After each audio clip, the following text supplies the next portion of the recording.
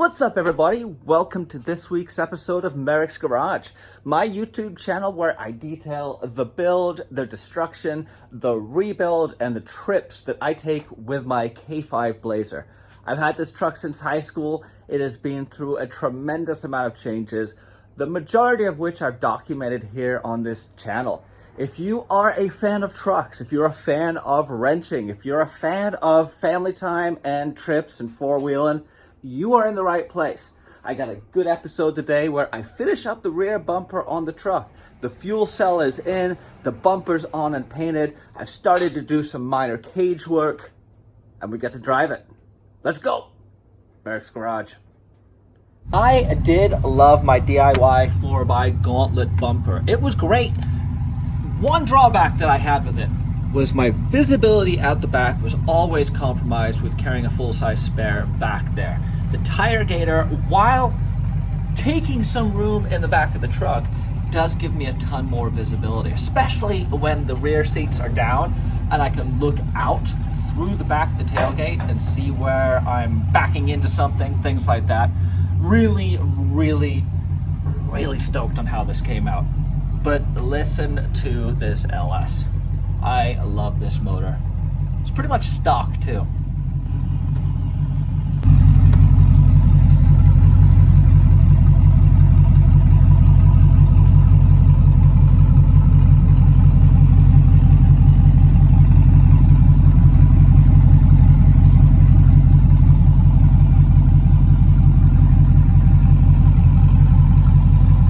We are back on the road. In case you couldn't tell, the K30 Blazer is back up and running with a new rear bumper, some suspension work, a fuel cell, a adjustment to the cage, adjustment to the shock mounting, some minor electrical, and yeah, we're looking good. I'm really stoked on how it has come out. It is, it's pretty quiet.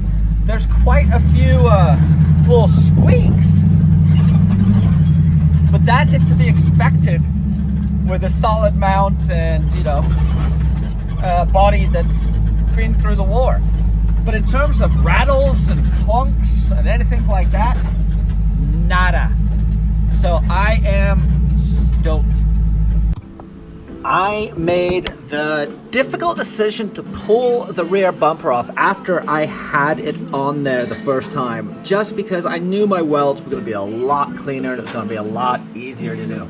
I'm glad I did it. It added quite a bit of work, but everything came together a lot better. You better believe there was a lot of measuring before I started doing any cutting here. This was challenging, getting this stuff to line up properly. I want to wrap this plate around this bottom bar to basically tie everything together. But the challenge I'm having is I don't have a press brake or access to a press brake that is big enough to bend this piece. So my plan here is to heat it up with my oxyacetylene torch, get it pretty warm and pliable, and then using a mallet, hopefully shape it a little bit. I'm not sure how this is going to come out. It's one of those just wait and see things. But let's try. What's the worst that could happen? I mean, the car could blow up and burn down and I could die. But I hope that doesn't happen. This worked a whole lot better than I thought it would. So what I did is I just got this guy hot with the torch and then took a mallet and beat it. So now I'm gonna throw some drill holes in here and I'm gonna tap them for some 3/8 bolts that will hold this plate on back here. Okay, this is what I'm getting stoked on right here. There's the strike pad. I need to cheat it over a little passenger side, but that's good. But here's the good news. At full bump, I have a lot of clearance between the gas tank and the axle. Same with this guy up here. This fits well. Yeah, everything fits good. So I'm gonna put some heavy tacks on these strike pads and we'll get these burned in. And I'm gonna be doing some renovating to my roll cage. This is an issue right there. See how it's dropping down at such an angle? That angle, which is causing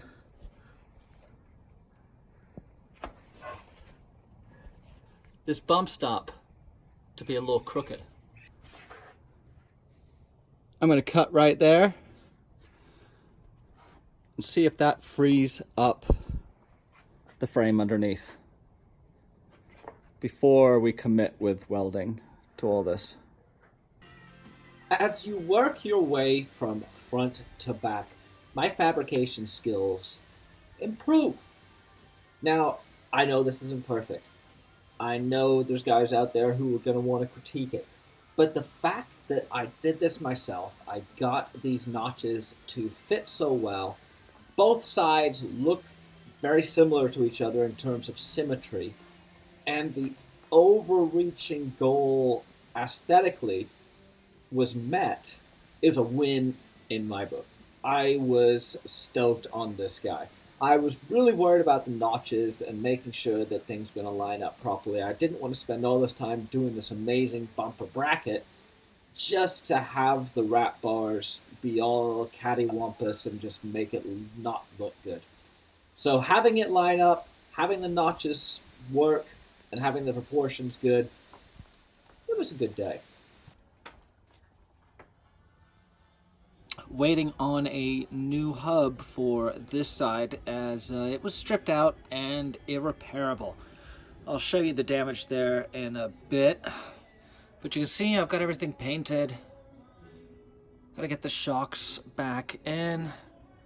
Still need to do some work over here, but yeah, power washed underneath yesterday.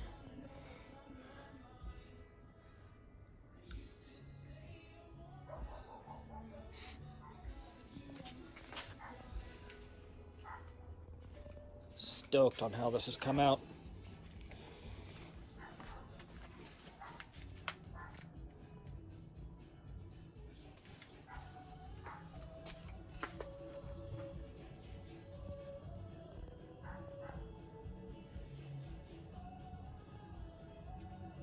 And this is the disc that I had to finish with my oxyacetylene torch. So you can see it's it's not perfect, but whatever. I had originally tied the shock hoops into the cage, and as you can see, I had to cut that off, and then on this side you can see once I cut it, let's get you a better shot at that. You see once I cut it that there was quite a bit of deviation. What I am going to do now is I'm going to tie the top together with these guys. I'm going to throw some tube across, tube that will be removable through these little adjusters, but it's going to give me a big cross brace in the back. So I've already cut these guys and grinded them down so they will fit. I need a measure for the tube that's going to go across. Cut, burn, weld, paint. If I had to list one thing that has made the biggest difference in my welding, it would be cleaning your metal. Having clean metal means that you're not introducing any impurities into the weld while you're welding it. It takes a little bit longer, but it's like painting. It's all in the prep. But if you're just starting welding and you're not super happy with the results you're getting, clean your metal. Get it down to bare metal and then hit it with some acetone and make sure that everything is gone. It will make a huge difference in the quality of your welds. Trust me. Let's burn these guys in. I had been planning on running a cross brace for a while, just never got round to it. With the flop and the bending of the cage, it became more crucial that I get it done. I'm still going to tie the hoops back to the cage when I revise the cage, but in the meantime, this is going to bring a ton of strength. That is welding through the steelet right there. It welds perfect.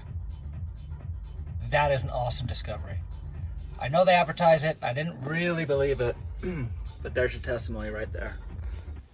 I have been so very happy with steelet paint, both the silver and the black. They lay down really well. Yes, they take about a week to cure, but once they cure, it is bulletproof. You can weld through it. It sprays on really nicely. It still gives you good visualization on your welds and areas so you can check for cracks down the road. And being able to weld on it is awesome. It has held up remarkably well for me. And I've gone through a couple of cases of this stuff, and I probably will be going through a couple more. It is that good. I highly suggest checking it out. The bends have gone. Remember how this guy was tweaked? It's bent, but it's not deformed anymore, if that makes sense. And this is without the Tiregater cinching it all in.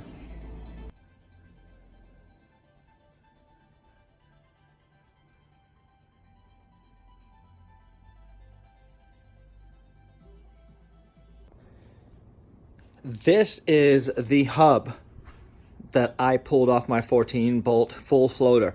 Talking a little bit today about what a full floater means.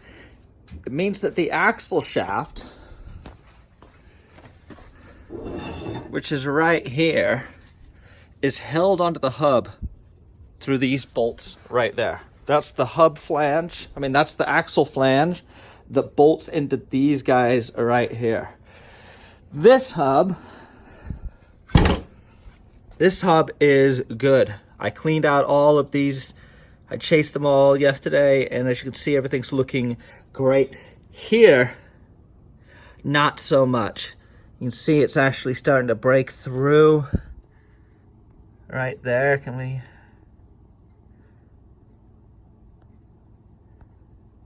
Look at that. That's a helicoil that I tried to repair.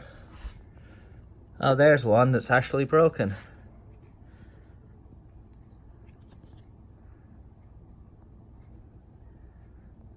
So, this hub is dead. I swapped out and replaced all of the studs, and I've placed those guys back on. It's time to pack the bearings, put the outer seal on, and then we'll be good to go. The Tiregater worked out a whole lot better than I thought it might. I was modifying it from the beginning. I had no idea if it was going to fit on this, and the only reason it fit on my Blazer is because I had put a tailgate on in the past, so I had different mounts from the tailgate I took from the junkyard. I had the mounts and the brackets that bolted to this body that allowed me to put the tailgater on there. So the tailgater's on. It doesn't rattle, it doesn't bounce, it doesn't move, it doesn't make any noise. Unfortunately, it's a little challenging to open.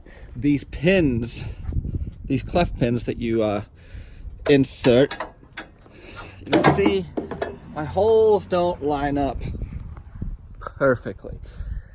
So it's not as convenient as I would have liked, so that's on the list of things to do. I'm also wrapping up some wiring. I kind of threw the wiring together so I could get back on the road, but I need to address some wiring issues underneath. But that's it. No problems, no issues. All good.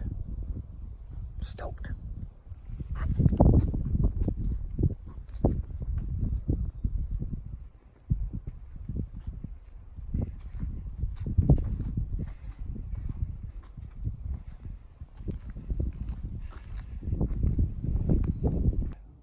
Thank you guys for spending time with me this week. I hope you found it interesting and entertaining, building the K30 Blazer back to its full fighting weight and getting it back up on the road.